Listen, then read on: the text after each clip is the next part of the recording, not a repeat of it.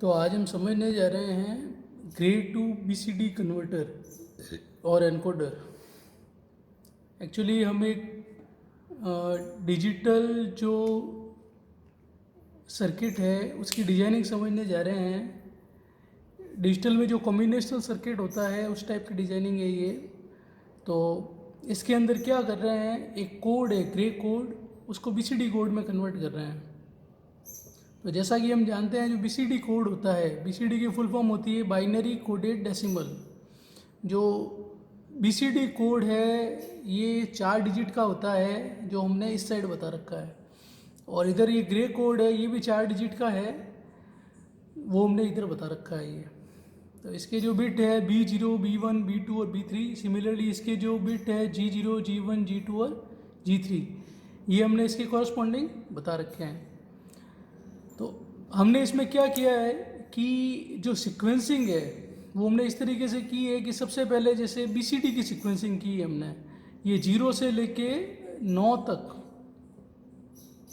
0, 1, 2, 3, 4, 5, 6, 7, 8 और 9, 9 तक हमने यहाँ पे इसकी सीक्वेंसिंग कर रखी है। ये 9 हमने बीसीडी के कोड लिखे हैं। सबसे पहले 0 के कोरस्पॉन्डिंग ये 1 के कोरस्पॉन्डिंग, ये 2 के कोरस्पॉन्डिंग, ये 3, ये 4, ये 5, 6, 7, 8 और 9 ये लिख दिए हमने। और इसके कोरस्पॉन्डिंग जो ग्रे के कोड बनते हैं वो हमने इधर लिखे हैं। तो ये ग्रे के कोड हो गए, और उसके बाद में ये भी ग्रे कोड बनने के बाद में हमें ये पता है कि जो बीसीडी नंबर होता है वो 9 तक ही होता है, उसके आगे जो बीसीडी नंबर है वो एग्जिस्ट नहीं करता है।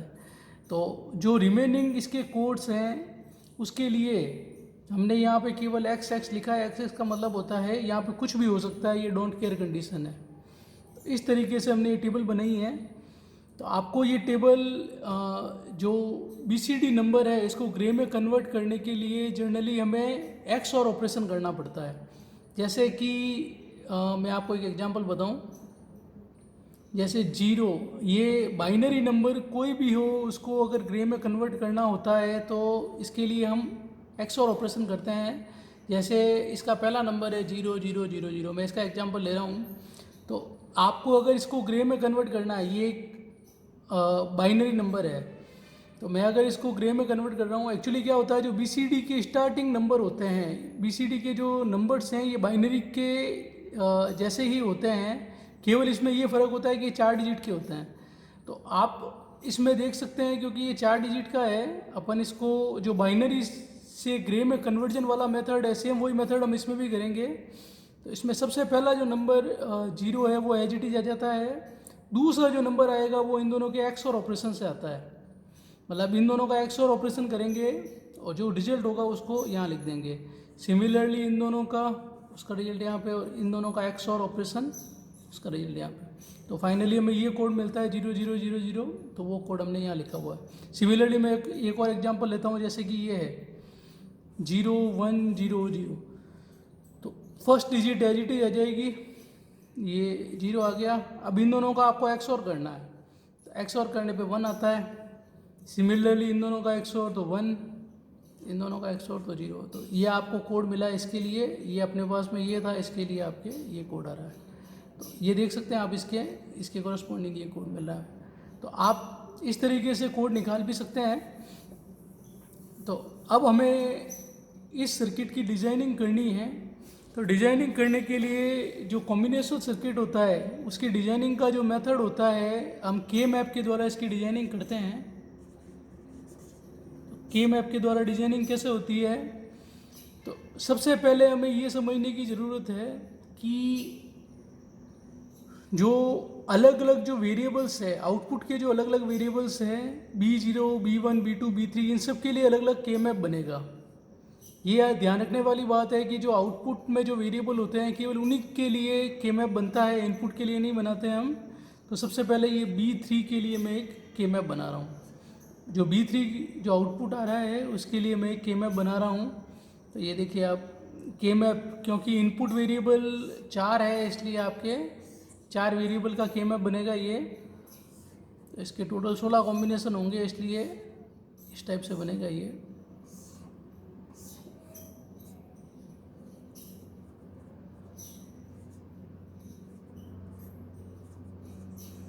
तो G3, G2, G1, G0 जो इनपुट वेरिएबल है वो अपने लिख दिए यहाँ पे।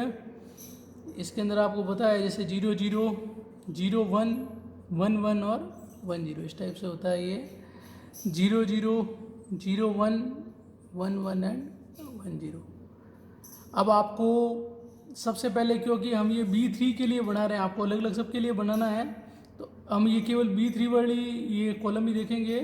तो आप इस कॉलम में देख सकते हैं कि केवल दो जगह 1 आया हुआ है। एक तो 1 आया हुआ है इस जगह पे, दूसरा 1 आया हुआ है यहाँ पे। तो ये जो पहला 1 है उसके लिए हम क्या करेंगे, जैसे ये यहाँ पे G2 और G3 का मान 1 1 है, तो ये 1 1 आ गया। G2 G3 का मान 1 1 और रिमेनिंग दोनों मान 0 0 है, तो इसमें हम 0 0 ये, तो यहाँ हम लिख देंगे ये यहाँ आ रहा है तो यहाँ 1। सिमिलरली दूसरा 1 यहाँ है 1 1 1 0 पे, तो 1 1 और आगे 0 1 है तो यहाँ। नेक्स्ट आगे जितने भी कॉम्बिनेशन आ रहे हैं ये सारे डोंट केयर कंडीशन के हैं। तो अपन इसमें ये जैसे 1 1 1 1 ये तीसरा लेते हैं, तो 1 1 ये 1 1, तो यहाँ पे डोंट केयर। ये 1 1 1 0 ये 1 1 1 0, तो ये 1 1 तो ये रहा और 1 0 ये रहा, यहाँ पे भी डोंट केयर। सिमिलरली 1 0 1 0 1 0, तो ये 1 0 आगे वापस 1 0 है। 1 0 1 1 ये यहाँ आ गया, 1 0 0 1 और 1 0 0 0, ये सारे हमने इस टाइप से जो भी ये B3 का कॉलम था उससे एक के मैप बना दिया है।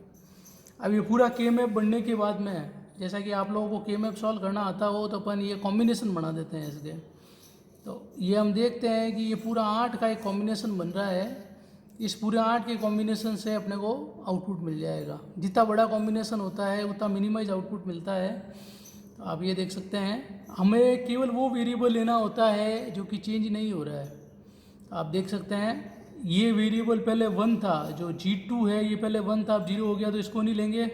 ये 1 से 1 है G3 वाला, इसलिए इसको हम ले सकते हैं। एक तो हमारे पास में आ गया G3 और इधर से हमारे पास में क्या आएगा, देखो ये सारे वेरिएबल चेंज हो रहे हैं, तो इनमें से कुछ नहीं लेंगे हम। तो अपने पास में ये आ जाएगा B3 बराबर G3। तो आपके पास में एक आउटपुट आ गया B3 बराबर G3। इसी तरीके से हम जितने भी दूसरे वेरिएबल हैं उनके लिए के मैप बनाते हैं और उससे आउटपुट निकालते हैं। तो हमने एक आउटपुट वेरिएबल फाइंड आउट कर लिया था B3। नेक्स्ट हम दूसरा वेरिएबल फाइंड आउट करने जा रहे हैं जो कि है B2। तो देखिए आप, जैसे हमने B3 के लिए के मैप बनाया था, अब हम B2 के लिए के मैप बनाएंगे। तो के मैप बनाने का तरीका वही रहेगा अपने।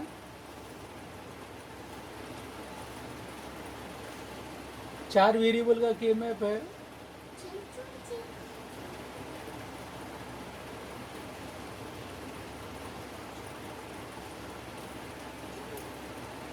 अब इसमें जैसा हमने पहले किया है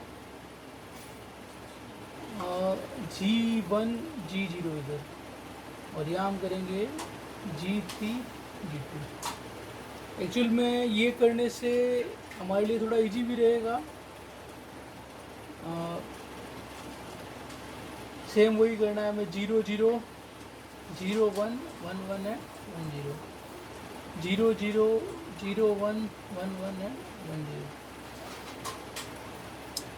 अब इसमें आप देखिए, सबसे पहले हम B2 के लिए, क्योंकि हम ये के मैप बना रहे हैं, हम देखते हैं B2 में 1 1 कहाँ है। तो ये B2 के लिए ये लाइन हो गई। इसमें ये पहला 1 यहाँ आया है जहाँ पे कि हमारे G की वैल्यू जो अलग अलग दे रखी है वो ये है। तो B2 के लिए पहला 1 ही है 0 1 1 0 पे।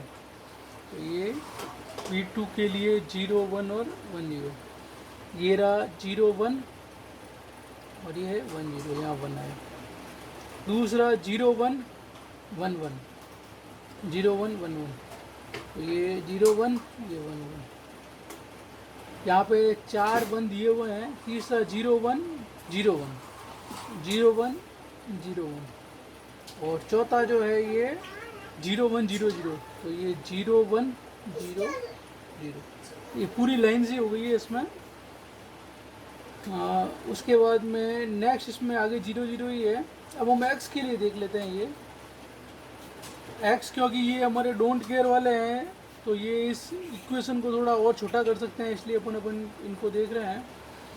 तो सबसे पहले सभी 1 है, वहाँ आया 1 1 1 1, तो यहाँ पे पहला एक्स 1 1 0 1 1 1 0 1 1, ये 1 0। नेक्स्ट हमारा आया है 1 0 1 0, ये 1 0 और ये दूसरा 1 0। ये नेक्स्ट आया है 1 0 1 1, ये 1 0 और ये 1 1। 1 0 0 1 1 0 0 1 1 0 0 0। यहाँ तो हम देखते हैं हमारे पास में ये पूरी के मैप बन चुका है। अब हमें इसमें इस के मैप में जो हमें इसके सेट बनाने हैं अलग अलग, तो सेट अपने पता है कि या तो 2 या 4 या 8 इस तरीके से बनते हैं। तो इसमें कौन सा बन सकता है? एक तो ये 4 वेरिएबल का ये बन रहा है पूरा, और अगर हम एक देखें तो यहाँ पे ये 4 भी बनता है। तो सबसे पहले अगर हम इसकी बात करें, ये केवल 4 है, तो ये बड़ा सिंपल सा बन जाएगा, क्योंकि इसमें जो चीज़ नहीं चेंज हो रही है इन चारों के लिए हमें वो देखना है। तो हम यहाँ देखते हैं, इन चारों की बात कर रहा हूँ मैं, तो इन चारों के लिए ये जो ऊपर सब वैल्यू दे रखी है, कभी यहाँ पे 0 होता है, कभी इसी स्थान पे 1 आ जाता है, ये लगातार बदलती रहती है, इसलिए ये ऊपर वाले जो वेरिएबल ये काम के नहीं है। पर इन चारों के लिए ये वेरिएबल हमेशा 0 1 ही है, तो ये सेम रहता है, इसलिए अपन डायरेक्टली लिख सकते हैं G3 का मान 0 है, इसलिए हम इसको लिखेंगे G3 बार, और दूसरा G2 का मान 1 है, इसलिए 1। ये हमारे हो जाएगा B2। मुझे सही है वैसे तो ये तो नेक्स्ट हम आउटपुट वेरिएबल B1 के लिए के मैप बनाएंगे। तो ये B1 सेम वही प्रोसीजर अगेन, 4/4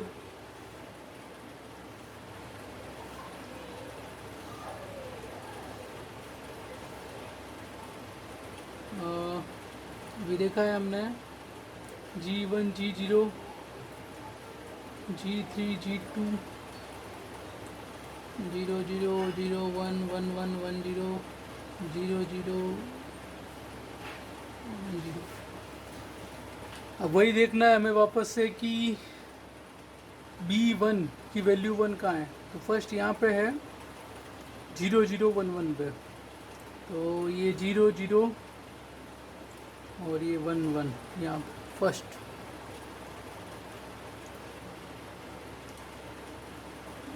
जीरो 0 1 1, ठीक है। सेकंड यहाँ पे 0 0 1 0 0 0 1 0।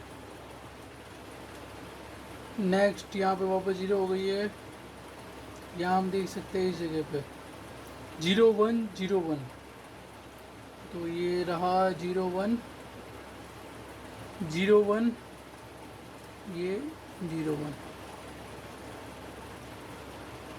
नेक्स्ट 0 1 0 0, तो 0 1 0 0। आगे केवल इसमें 4 ही 1 है, बाकी जगह पे x आएगा।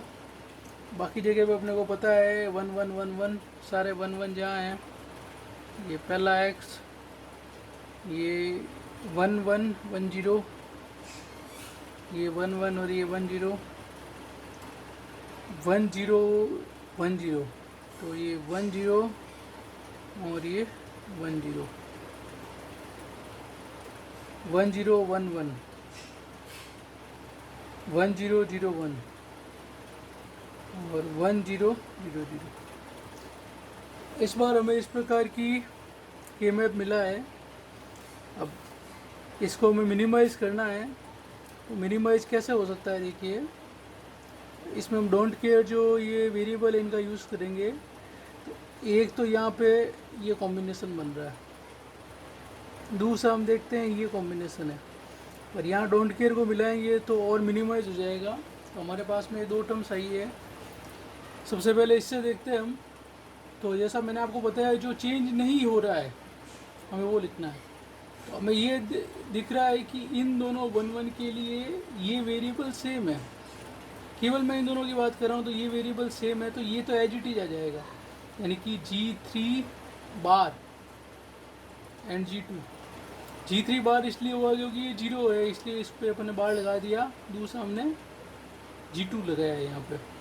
अब देखिए आप इन दोनों में ये 0 से 0 रहा, ये 0 से 1 बन गया, यानी पहला जो ये वेरिएबल है ये 0 रहा है, तो इसको हम कहेंगे G1 बार। तो ये G1 बार हो गया, तो ये पहला हमें इससे मिला है। दूसरा जो हमें टर्म मिलती है वो यहाँ से मिलेगी, तो इसको हम प्लस लगाएंगे यहाँ पे। ये 4 का कॉम्बिनेशन है, ये 1 1 और नीचे x x है, ये 4 का कॉम्बिनेशन है। देखिए वापस हमें वही देखना है कि कौन सा वेरिएबल चेंज नहीं हो रहा है। अब की बार हमें इन दोनों की तुलना करनी है।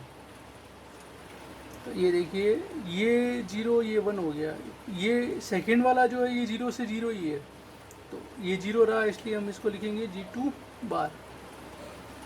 यहाँ पे भी सेम होगा, वो 1 से 1 1 से 0, तो जो 1 रहा है तो हम इसे G1 लिखेंगे। तो फाइनली हमें ये आउटपुट मिलता है, ये मिनिमाइज फॉर्म मिलती है, और ये मिनिमाइज फॉर्म है B1 के लिए। तो B1 के लिए भी हमें आउटपुट मिल गया है।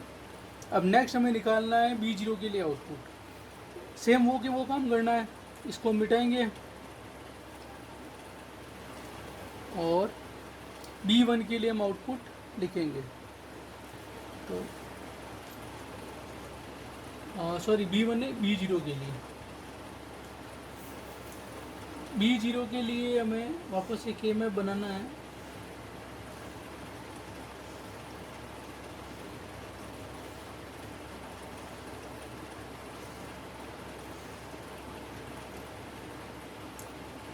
G1 G0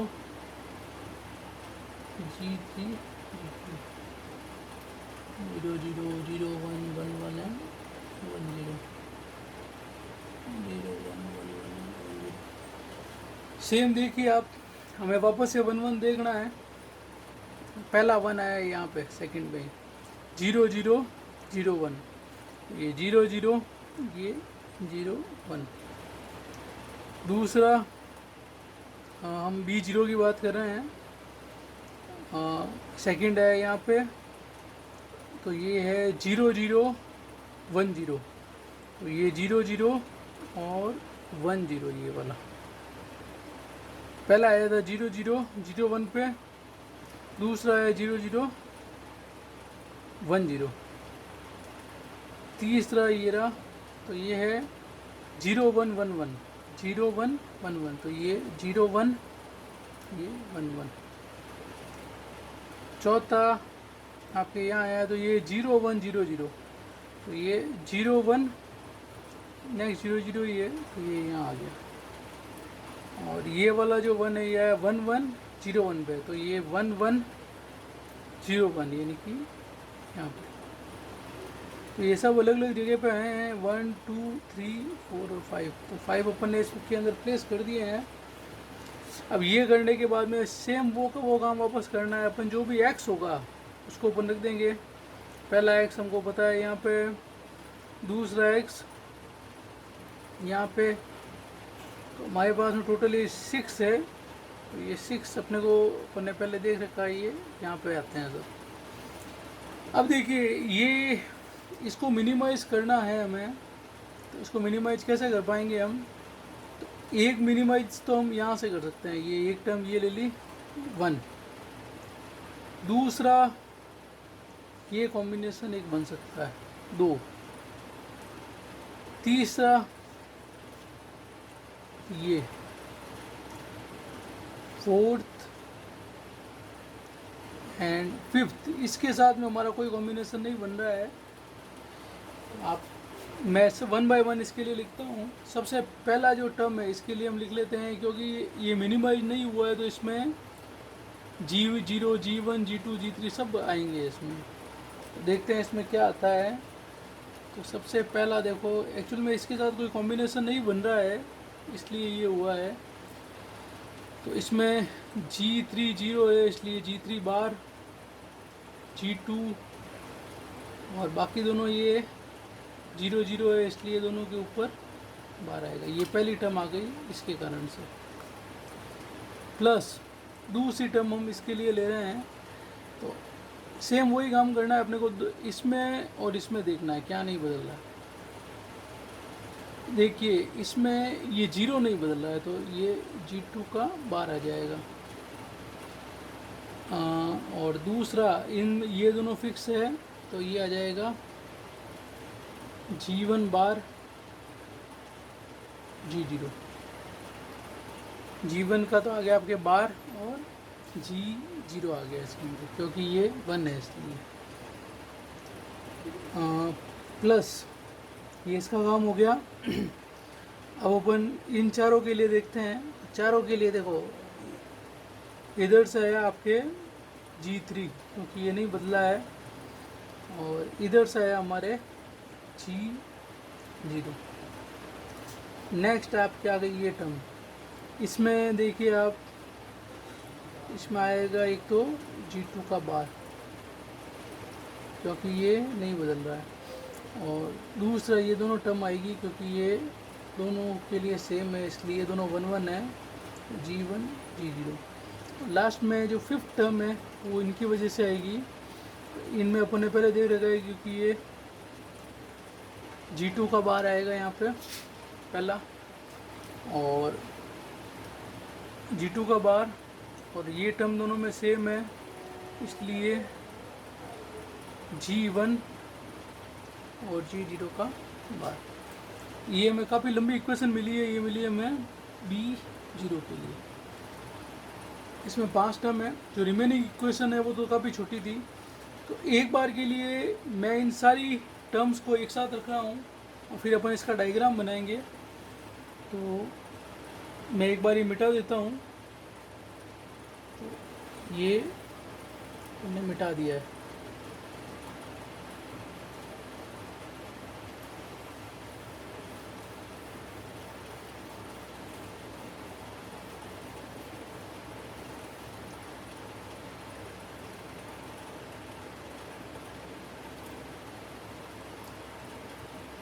अब एक बार में ये सबसे पहले जो B3 लिखा था, B3 लिख लेते हैं अपन। B3 equals to G3, B2 equals to G3 बार G2, B1 equals to G2 बार G1 प्लस G3 बार G2 G1 बार। तो कुल मिला के हमारे पास में जो इक्वेशन है वो चारों इक्वेशन आ गई है। B3 आ गया, B2 आ गया, B1 भी आ गया है, तो और B0 भी आ गया है। तो अपन इससे जो फाइनल आउटपुट के लिए जो सर्किट डायग्राम बनता है, जो लॉजिक डायग्राम बनता है, वो बनाएंगे। इसमें अपन क्या करेंगे कि जो भी चारों इनपुट है उन चारों इनपुट को अपन यहाँ पे पहले लिख लेंगे। तो सबसे पहले इनपुट लिख लेते हैं अपन G0, G1, G2 और ये G3। अब जैसा हम पहले भी करते हैं, सब में से एक तो सीधी लाइन निकालनी है, एक आपके नॉट गेट लगा के हम एक लाइन निकालेंगे ऐसे। ये इनको सीधा निकालना है, ये G1 की नॉर्मल लाइन और ये G1 बार।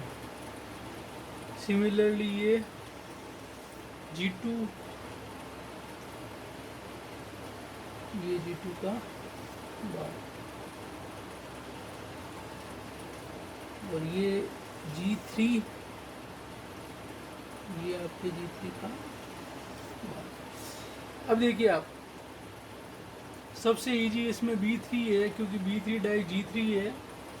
तो हम इनमें लेके चलते हैं ये तो डायरेक्ट G3 आ रहा है, तो ये यहाँ से एक आउटपुट आ जाएगा, ये सीधा बता रहा है B3 को। दूसरा हमारे पास में आ रहा है B2, ये आ रहा है हमारे पास में G3 बार, G3 का बार यानी ये इंटू G2। तो इन दोनों के बीच में एक एंड गेट लगेगा, क्योंकि दोनों की एंडिंग हो रही है, तो G3 का बार इसमें देना पड़ेगा हमें, ये G3 का बार। दूसरा हमारे पास में G2 है, तो ये G2 सीधा हम यहाँ से ले लेंगे, और जो आउटपुट मिलेगा वो है B2। नेक्स्ट B1 है, तो B1 में एक और गेट भी लगाना पड़ेगा, क्योंकि प्लस लगा हुआ है, तो ये हमने एक और गेट लगा दिया। और गेट से पहले दो एंड गेट लगेंगे, ये एक एंड गेट, दूसरा एंड गेट, और ये एक और गेट। अब देखिए आप, G2 का बार, तो ये G2 और ये इसका बार, और G1 देखिए G1। सिमिलरली ये टर्म हो गया हमारे। दूसरा G3 बार, ये G3 का बार, G2, ये G2। नेक्स्ट G1 का बार, तो ये G1 और ये G1 का बार। एक बार और चेक करते हैं, G3 बार, G2, और नेक्स्ट ये G1 का बार। ये इन दोनों में जो एंडिंग हो जाएगी इनकी, सिमिलरली यहाँ आ रहा है G2 का बार और G1। अब ये जो सबके एंडेड आउटपुट है, ये और गेट में डाल देंगे हम, और इनका जो आउटपुट है जो हमें प्राप्त होगा वो है B1। तो ये हमें B1 प्राप्त हो गया। सिमिलरली अपन B0 के लिए भी ऐसा ही करेंगे, पर क्योंकि इसमें काफ़ी सारे एंड गेट और गेट लगने वाले हैं, तो अपन जनरली ऐसी जगह पे जो मल्टीपल इनपुट वाले गेट होते हैं वो काम में लेते हैं। तो यहाँ पे हमारे कुल मिला के 5 टर्म्स है, तो 5 टर्म्स के लिए हम सबसे पहले 5 एंड गेट बनेंगे, 1 2 3 4 एंड 5। तो ये 5 के लिए सबसे पहला टर्म सबसे इजी से अपन देखते हैं। तो आप जैसा मैंने इसमें ऊपर बताया हुआ है, सेम वैसे के वैसे इन टर्म्स को इस एंड गेट में डालना है। जैसे ये फर्स्ट टर्म है, इसके लिए हमें इस एंड गेट को बनाना है। सिमिलरली सेकंड टर्म बनानी है, फिर थर्ड टर्म के लिए थर्ड एंड गेट, फोर्थ एंड फिफ्थ, और सभी को हमें ऐड करना है, सभी की और ऑपरेशन करना है। इसके इन सब का आउटपुट इस और गेट में चला जाएगा।